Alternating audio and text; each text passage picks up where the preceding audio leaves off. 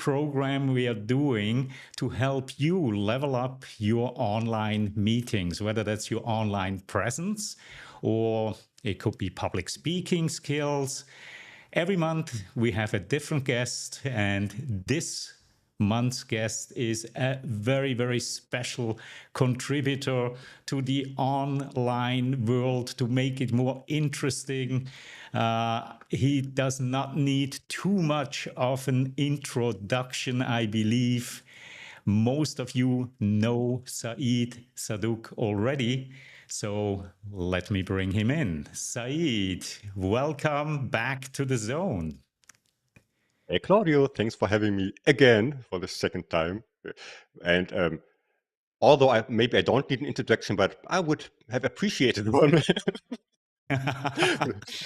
You know, I like to just dive in, to just jump into the sure. deep end of the pool, and all of these introductions. Well, I don't know, you know, it's let's entertain our visitors here right off the bat. And with that, let's very, very quickly say hello to those who join us live. We have Nathan Gold joining us from San Francisco, Tim Nolan, Dallas, Texas. Hello, Tim. Real pleasure to have you here today. Eden, great pleasure. And we are looking forward to this session here as well. Andreas, hello to Singapore. Great to see you. Kai Magaldi from Germany. And of course, Yash, great that you can join us again, Yash. Always fantastic to see your name here in the chat box. Now, Said, you've been my guest about 6 months ago, and it was a very, very successful episode by any stretch of measurement. You broke the record with interaction during the show. You had very, very high viewership after the show. So, of course, I wanted you back. And in the last 6 months, a lot has happened. Our friendship has deepened quite a bit. So I appreciate you making time for us today. Yeah, thanks for having me. You don't put any pressure on me, just Never. not at all. Never, ever. So No. pressure, you know, this is one of those things, right? I mean, you are a pro. You are very, very comfortable in online meetings. But before we were talking, you shared with me that, yeah, there's still a certain level of anxiety depending on the venue. Where is your anxiety level when you are going on a YouTube live, Said? So first of all, I think the last YouTube live I was on, I'm not sure. I had like a little guest appearance a few weeks ago, but the last real one where I was a guest and invited was with you. Yeah. And my anxiety level is maybe 11 out of 10. But Okay. for a reason, although I'm not shy and I don't have any trouble like speaking to groups of people in like a Zoom meeting or anything like this, but I always think, yeah, like something like a YouTube live is different. I glad you are there so I can see your face and I can see some emotions, but the rest is just like digits in the chat or just like letters, and so it makes it a little bit different for me. So yeah, Right. So this is one of the challenges, right? Is when we don't see people, and that's why we need to do some very, very special kind of things to engage people so that even if we cannot see them, they are getting closer to us and we can create a connection. And in the next 40 minutes, Said is going to show you a tremendously cool way how you can engage people. This is the first time that we are doing this in a live show on YouTube. Normally, people use these tools in online meetings. So we shall see how this goes. But before we start, this show is all about play. This show is all about having fun. And part of the fun that we are having here is, of course, our trivia game. So I hope everybody who joined us is ready to play a round of trivia. And the first question today is actually about Said. And for some of you, perhaps many of you, this will be a guessing game. So here we go. The question is, what was Said Saddouk's first job? What was his first job? Was he a graphic designer? B, was he a customer service agent? C, was he a pizza maker? Or D, was he a software engineer? So if you are on YouTube or in Facebook right now joining us live, simply add the correct answer or the correct guess into the chat box. And perhaps Said wants to lead you in a certain direction here. I'm not sure, but let's look at the comments that are coming in. We have Yash, who thinks it's D, software engineer. Very reasonable guess, in my opinion. Tim is going with C, Eden pizza, Nathan pizza. Everybody wants pizza now. Tim, Eden, Nathan, and anybody else? What are your guesses before we reveal what Said's first real job was? Yash knows you I think pretty well here because he is saying that he just you just want pizza, right? So let's see, what is the correct answer? A, B, C, or D? It is B. Said's first real job was a customer service agent. Tell us a little bit about that role, because I think it helped you shape who you are and give you a feel for other people, and especially an ability to listen and listen well. yeah,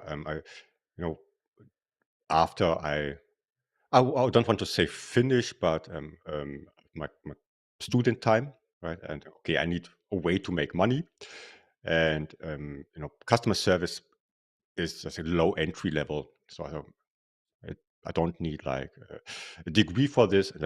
Let's just try it out for a few weeks. And I got my very first job in a company in customer service, and yeah, a few weeks went into years, because from starting there, I realized, okay, this is something that is actually fun. It's talking to people, of helping people, which is the most important part. And also, um, if you compare it, it was kind of like a remote job. You're not with the people in the same room, but you still are able to help them over the phone. It was like um, some, an internet company, so helping them with a connection or with the hardware, or other things. And I quickly realized, okay, this is something that's fun, helping people, making their day. They come in angry and they leave happy and say thank you after a while. And that's where it started. From there on, just evolved, because I got bored after a certain time, and I Yep. became a trainer in customer service, so trained others to do the job, quality manager, controlling others in the job they do in customer service, and so on and so on. So from there on, Yeah. it's like was my career start, and just by accident. Really You never know, interesting. serendipity. Yeah. Really, really And interesting. Now, Said, have you ever made a pizza in your life? Everybody thought you would be a great pizza maker, apparently. Have you ever made one? they are just hungry. So you shouldn't participate in like quizzes when you are hungry. But yeah, actually, I was a pizza maker for a long time, Hmm. for Yeah. multiple years. I even had my own pizzeria in Germany. But this was not my first job. It was a job that I did like in Yeah. between other jobs. And yes, I'm still capable of making a great pizza. Also, I think a decent cook. So because this is just, you can get creative. Hmm. Hmm. Baking, cooking, I think kind of the purest forms of creativity out there. You just take like certain ingredients, throw them in a pan or cut them in half and put them on some dough, and you create something that wasn't there before, and which is like the definition of creativity, creating something that wasn't there before, just like Uh-huh. with your own hands and with your own thoughts. So Yeah. to your question, yes, I'm still doing great pizza. I would invite you all, but I think the distance. If you want to fly to Germany for pizza, you're welcome. We might meet up. We might meet up. Yeah. Now, you mentioned a keyword just before 3 times. And when I think of Said, I think of a creative individual. You embody creativity. This was so obvious in our prep session yesterday, for example, where I just probed a little bit and your mind went in a very, very creative direction. How have you developed this knack for creativity? Have you always been curious, or what is the foundation for the creativity that you have? I think curiosity is just a big part of being creative. If you want to know things, if you want to try out things, that's where creativity starts. In my opinion, you try out one thing, go, oh, what else could I do? And then you're like in a rabbit hole of doing things, and it doesn't always have to be something that's like valuable or useful to anybody. Just you creating something, as I said before, it wasn't there before, and or you wouldn't have thought of like half an hour um, before. So yeah, just being open to trying out new things, and also boredom is a great accelerator for creativity. I just that's the Mm. way my brain works. I get bored very quick with things that Mhm. I do, and if I did the same thing 3 times, I'm boring myself. It's not about the audience, but I'm boring myself with this. I've seen this 2 times, so how else could I do it? What could I add? What could I remove? What could I do different? Or just deleting everything and starting from zero again, and see how where what emerges from all the experience I had in the past time. So yeah, be Mhm. curious and try to be bored. And it is actually a thing. I think I forgot her name. Maybe somebody knows. There is a great TEDx talk on YouTube. You can find it. It's about the boredom and creativity. If you Google these 2 words, you will find her. And she talks about if you want to get in the creative mood, you do like things that, like ironing your clothes. Stupid stuff. Read a manual or something. Where you just Mhm. start to bore your brain, and then um, you automatically get into the zone where you start to think about things, right? Because you don't have to focus on the ironing. It's just autopilot. And once your brain is in autopilot, you kind of automatically start to wonder and think about certain things. And it's a great way to kick yourself off for creative things. Do boring things. That's my advice. I love it. I absolutely love it. I think this is one of the reasons that I like to drive car for long distances, right? Because Yeah. on one Yeah. side, it does keep me in the moment. You have to be in the moment. But on the other side, it doesn't really require all of my brain. So those empty cycles are usually very, very useful and conducive to creativity and creative thoughts. Exactly. Yeah. Yeah. So, Said, last time you were here, you have shown us a couple of neat tools to have like emojis floating behind you and so on. Today, we want to take this a level further, right? So, um, you are amongst the experts of a platform called Miro. This is actually how we originally met. I saw you announce a Miro workshop on LinkedIn, and you always create these short little clips where you do something funny in the clip. And I was like, wow, this looks really, really cool. I signed up, I joined, and I was quite amazed and impressed with the capabilities of Miro.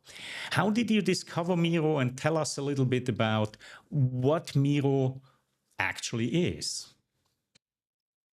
Mm. The way I discovered is this maybe sounds weird, but there were also some upsides to the lockdown. For me as an introvert, I think um, being at home and being bored, right? As I said before, and then somebody I was working remote in a company back then, and somebody just used this tool in a workshop, and I never saw something like this. You never had like a collaboration tool, and oh, this is colorful, and you can like, create post-its and write things on them, and there are like cursors moving around. So it just looked intriguing, and that just triggered my brain, and I just signed up for an account and started playing around with it. Of course, learning the tool for work, but also, okay, what else could I do with this?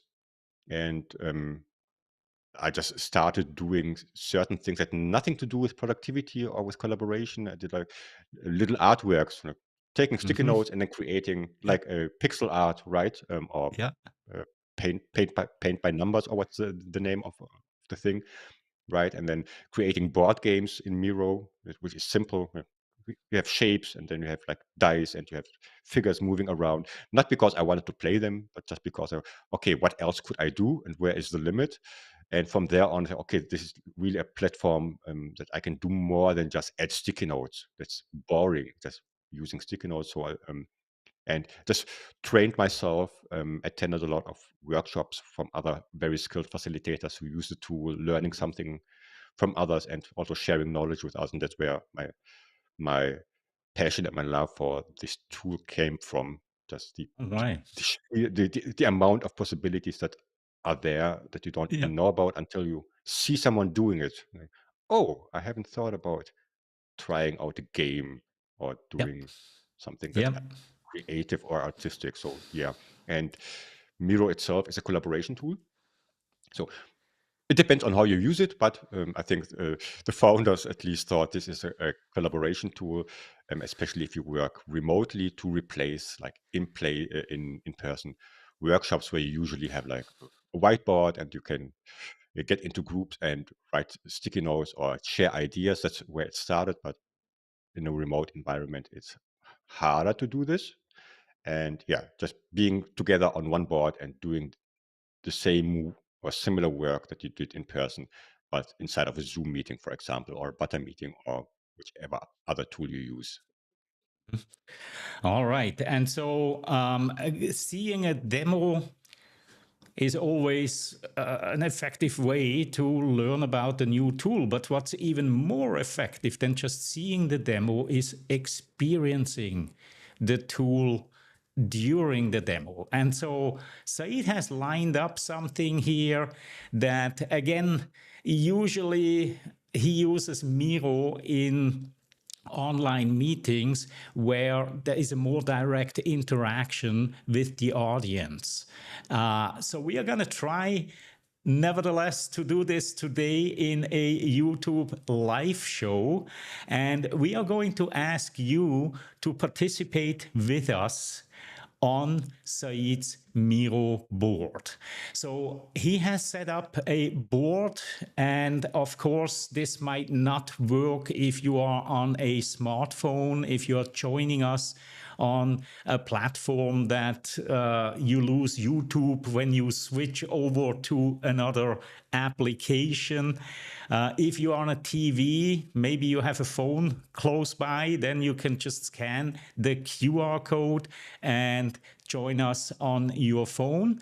And speaking of TV, I just recently learned that YouTube now is the #1 channel, if you want so, that people watch on their TVs. It's an astonishing number of people watch YouTube on their TVs. But here is the link, miro.thefacilitator.com. It's also in the description of this of this YouTube page that you are on right now. So you might be just able to scroll down, click on the link, and then join us on the Miro board. Let me see if we have some. Yeah, we have some visiting Yes. people here. So let me turn the screen over to you, Said, and let you run with this from here. Thanks a lot, Claudio.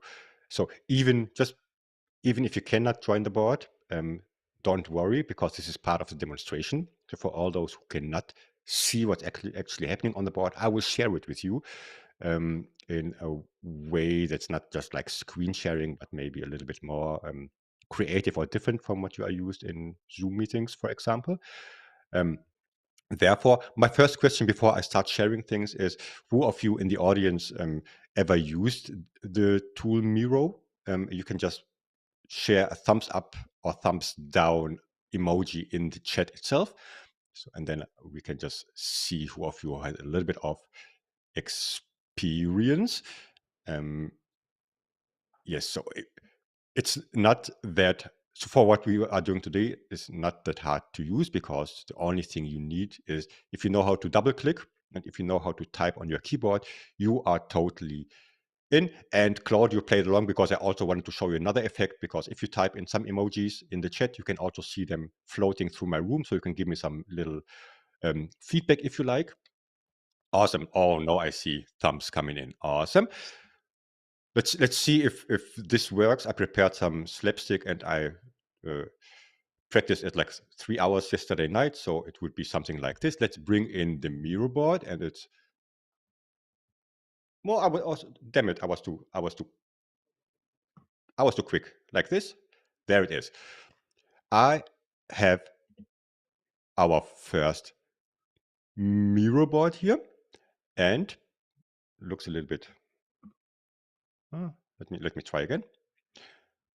It should be, when I practiced, it was a little bit bigger, but however, you can see part of the Miro board on my screen, and I have prepared a little prompt for you because we want to help Claudio out for future The Zone episodes. And my question is, what other topics you would like to learn more about in future episodes of The Zone? All you need to do is, I will bring you to me on the board. All you need to do is double click on one of the little green sticky notes and just type in your suggestions or your wishes. And Claudio will take this as maybe inspiration and feedback for future episodes. So while you are typing, I will give you a minute to do so. While you are typing, you can see, so it's just hard because I don't have a back channel, but I'm trying my best.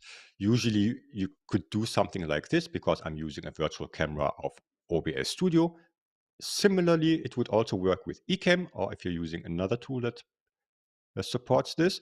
I'm not just screen sharing anything. I have it integrated into my room. I've styled it a little bit. My face is still visible, so kind of a broadcaster. So while I am talking and explaining and looking at the board, you can still see what people are typing, although it's a little bit small, but good enough for the demo. And yeah, this is the way it works. So you don't need to just screen share something. You can also have like little effects that have more attention, or can get more attention from your audience, because it's not the usual, right? And especially in times of Zoom fatigue, or maybe live stream fatigue. I don't know if this is a thing already, but maybe it will be someday, in times of where people just get bored by things when they have done a million times. Spicing up things like this could like be a little game changer for people to enjoy your sessions more. You can, if you're done with typing your sticky notes, you can again give me just a thumbs up in the chat, in the YouTube chat, so that we all know we can move on to the next one, because I've prepared 2 more little prompts I would like to work on with you. And I can see 6, 7, 8 people on the board. And this is also a little challenge because of the delay between me talking and you hearing it. I think it's like 20 seconds or so. I need to fill up the time in between with some random words. And I can see again in my background, okay, people are ready. Let's move on to the second prompt for today. And let's see if this works. Okay.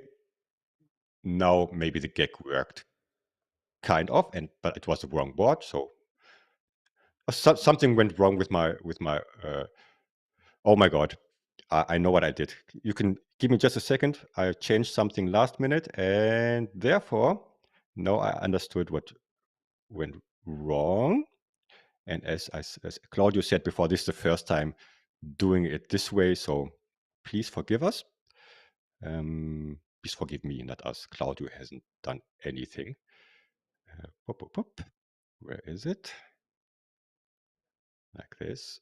And 1, 2.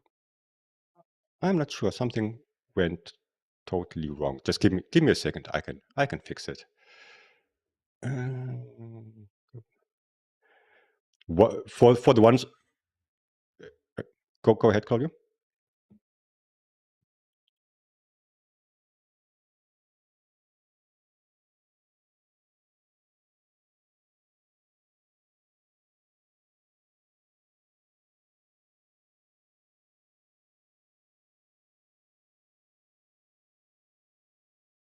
I'm not sure if it's just me, but I couldn't actually hear you, Claudio. I actually just saw that. I was on mute. My apologies. So I just wanted to say that, these things happen, especially when you're trying new things.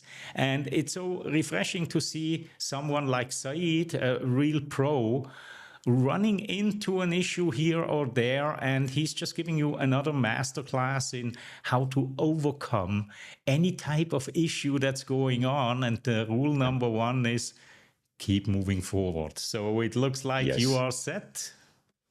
Yes, I will roll with the punches, so I know it went wrong, but too late to fix it. However, we have the second little board, and in Miro, the one nice thing is I can just bring you to me. So if you're lost on the board, I can just click 2 buttons and say, bring everyone who's on the board to the right place. And the prompt is, what's your favorite video conferencing tool? Because we're talking about video conferencing.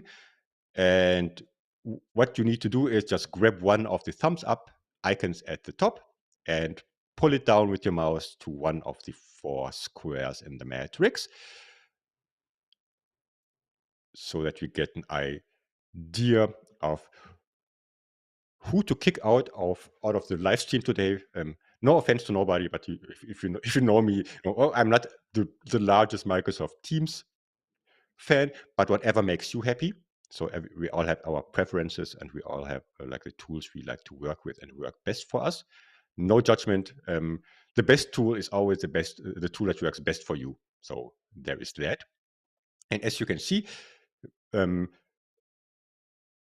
I can share with the audience. So even for those who are not live on the board, you can still see kind of what we collaborated on together, what the outcome is.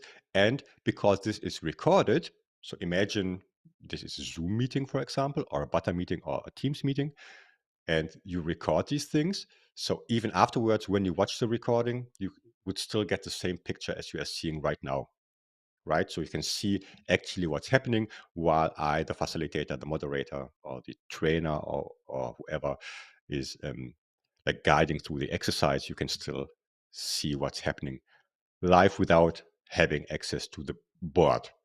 Okay, this was exercise number 2. And again, just for the sake of the demonstration, you can give me a thumbs up if everybody has voted on their favorite tool. And I can see Zoom with 4 thumbs up is the winner. We have 2 Butter fans, and I didn't vote, so I will add mine to Butter for a reason we will learn later.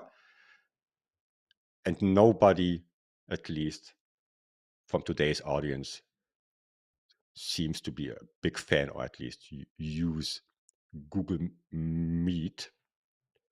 Yeah. I also want to know. Thanks, Eden. I see it in the chat. I also want to know who voted for Teams. Please out yourself. So.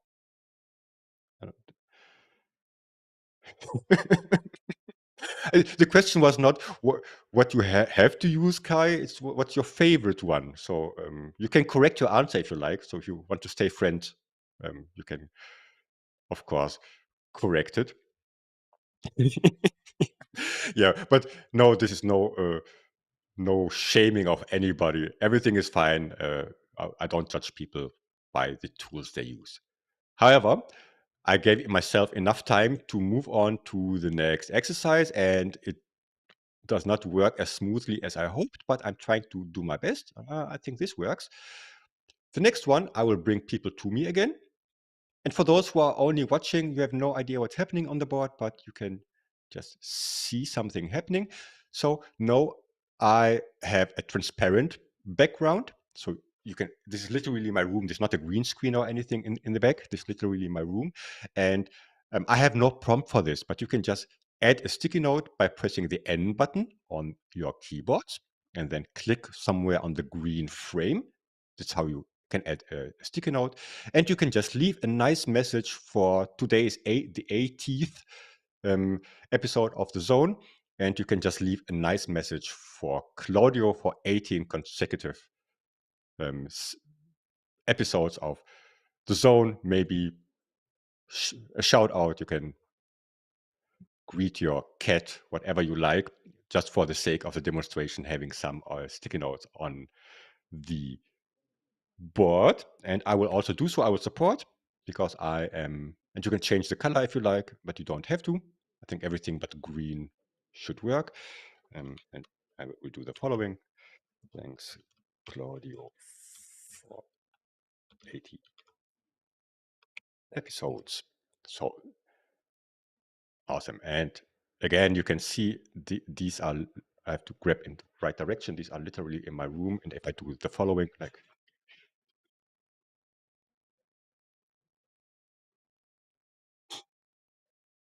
just wanted to prove there is no green screen behind me. So yeah, and this is, we are still on the Miro board, right? And we did nothing but adding sticky notes and filling them out, which is under circumstances, hopefully, like, yeah, we've done this like a million times. But if you can, again, if you can change it and add some layers to it that people did not expect, that the audience does not expect, and I have never tried this out in a live stream because I'm not a huge live streamer, but obviously this also works in a live stream. Of course, always being cautious of, if most of we are all friends except Kai because he's a Teams user, but in general, when we know each other mostly, we are all decent and adults, so nobody will. My point is just there won't be any profanity or anything else on the sticky note, so that's fine. Be cautious with these things if you do them with an unknown audience. There are a lot of trolls out there, just saying. But for something like this, it works fine. It would also work if it's not, let's say, YouTube, but if you have like an internal, I don't know what they are called, like an intranet that has also a streaming feature, for example, would work the same as long as it supports a video camera. The rest is OBS Studio in my case, or shout out to the Ecamm guys. You can do similar things also with Ecamm and create an experience that's different than usual. So there is that. Yeah. And if you you can give me, you can, if you like, you can give me or us feedback if this was something that was new to you regarding using Miro. You can send a positive emoji, or if not, just try out the poop emoji in the chat, and I will take your feedback serious. Thanks a lot.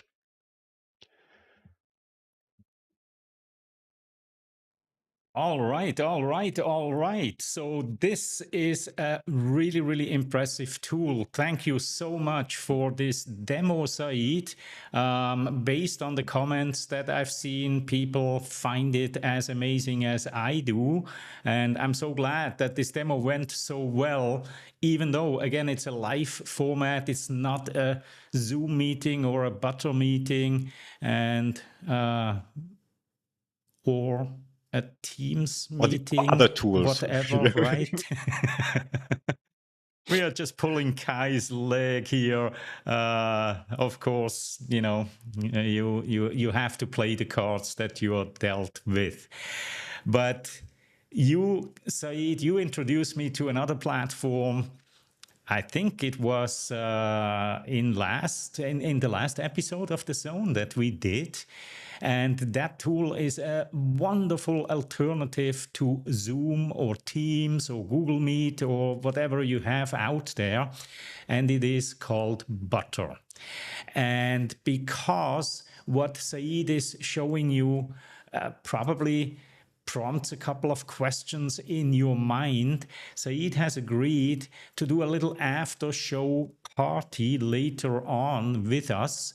I will bring up the link just before we leave the meeting here, but that meeting will be on Butter. So if you've never experienced Butter, join us there, and Said is there to answer any questions that you may have about your experience that you just had with Miro, or questions about Butter, or any other question that might be on your mind as it relates to online meeting and how to make them more engaging and more energetic for your audience. You're all welcome. And even if you just want to hang out with us and just have a chat, and so you can talk back finally and not only use the chat, also great. Just join us for 25 minutes, kind of. Yep. And this was so engaging that I totally lost track of time and also forgot about our other tool that we are using here to keep the audience engaged, and that's our trivia games. So, and by the way, the platform of choice for me is actually Ecamm. So everything that you see me doing here, including, bringing up this trivia game here, is all done in Ecamm, but it might as well be OBS or Vimix or any of these other platforms. But I am quite partial to Ecamm. For me, it has been a total game changer in everything that I'm doing.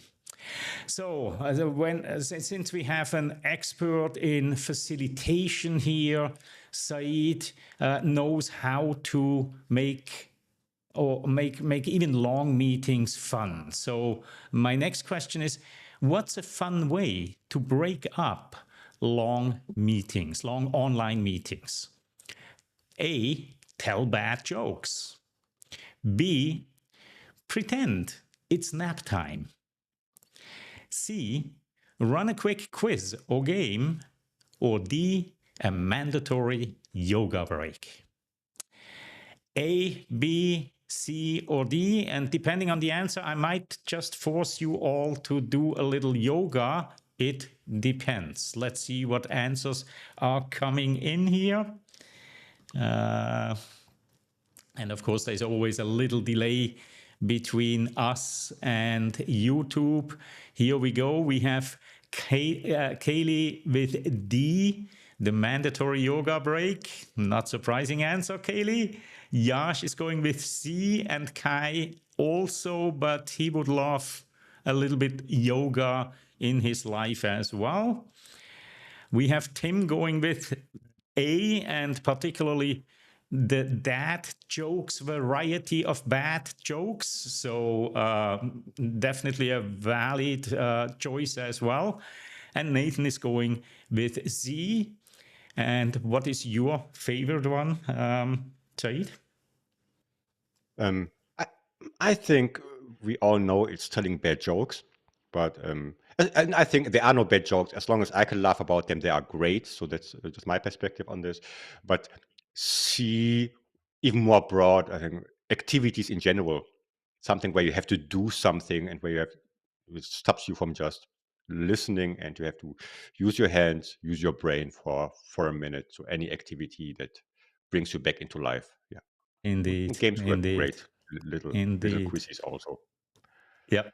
Yeah. And it's my favorite way. This is why I'm doing these trivia little breaks in between here and there.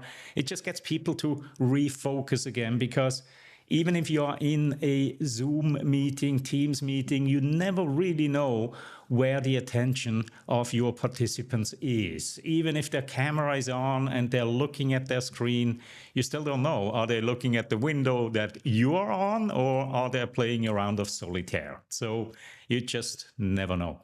Now, Said, we only have another 5 minutes now on the clock. Let me ask you, as a facilitator, or actually a facilitator, but you are known as the facilitator because you are combining those two things, facilitation and entertainment. And I couldn't think anybody else that's more worthy of that job title. What is one of the most remarkable or funny moments that you have experienced when you were leading a group?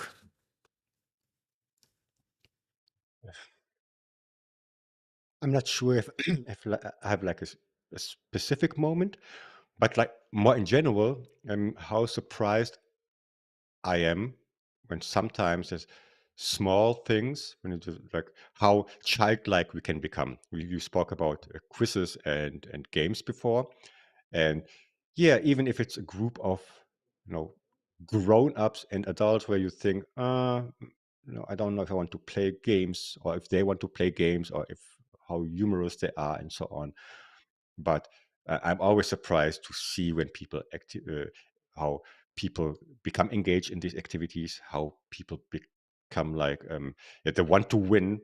Everybody wants to win if you're doing like a game or a quiz, and most of the time. But also in my case, I choose the workshop that I do. It's like fun is in the title, so I do creative workshops. I do like games workshops about games, workshop about creativity. So the setup is already there, but I'm still always surprised when people say, "Oh, I'm not creative," or I'm not that playful," and so on and so on. But once you start the game and everybody is like, you see them competing, and there's always fun moments. Yeah, yeah, we are all just like children sometimes in a very positive way. We sometimes we forget our titles and our age and everything else and just play together and yeah. But Wonderful. there's no specific moment I can recall. Maybe afterwards, I will tell you later in the butter session. Maybe I can come up with one. Good, good, good. And then one final question, and that is, you are one of the founding members of my community online presenters. And we've been doing this now for 5 months behind closed doors. I'm getting ready to open this program to the public soon, maybe another month or so, 6 weeks, 7 weeks.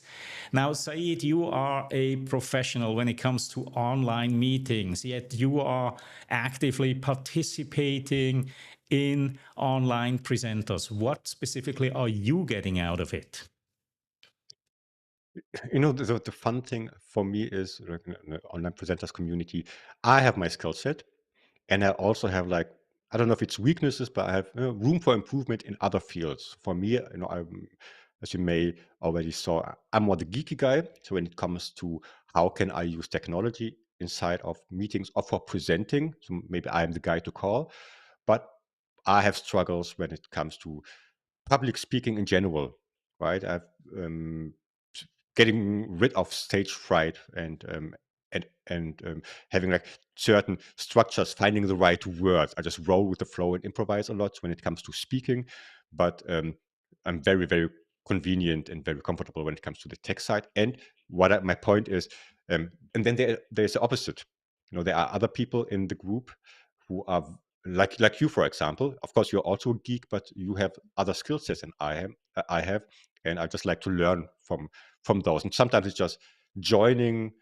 Not only these, just in general, if you join a meeting and there is somebody who is a professional in their field and does this for years, and oh, he told me this little trick I never thought about. Just like I told you, Mhm. like a little press this button to, oh, I never thought about this. I learned, and this is just a great combination at the Venn diagram of skills that come together, which I Indeed. really, really like. So it's not only about teaching, but also being open to learn from others Yep. and getting inspired, right? Not only Yeah. learning, but seeing what's possible and how others do it is a great way of evolving for myself. So yeah, And I'm very it happy to be surrounded by very Yeah. professional and great people. And it is a wonderful, wonderful community. A big shout out to anybody that's joining us here live who is also a founding member. And again, there will be more details coming soon on how you will be able to join if this is something that interests you. Now, let's move on to our after show. Here is the link, a QR code. If you are on your desktop, go to after show, thefacilitainer.com, and I just have to put in this little plug by Kai, who is another founding member and real pro in front of the camera as well. So there is a lot of value in that community, whatever level you're at. But first things first, the after show. So go to aftershow, thefacilitainer.com, or scan this barcode, and we'll continue the conversation in a slightly more closed meeting so we can see each other as well. Join us in about 3 minutes, or you can probably already log in now, but it will take us a quick moment to move from one platform to the other. And with that, I want to thank you, Saeed. As always, great pleasure spending time with you. Thank you for sharing so freely your experiences and your creativity, because it is always super inspiring for everyone that is watching you. And with that, I wish you all a wonderful morning, afternoon, evening, wherever you are. And I shall see you next time. Bye-bye.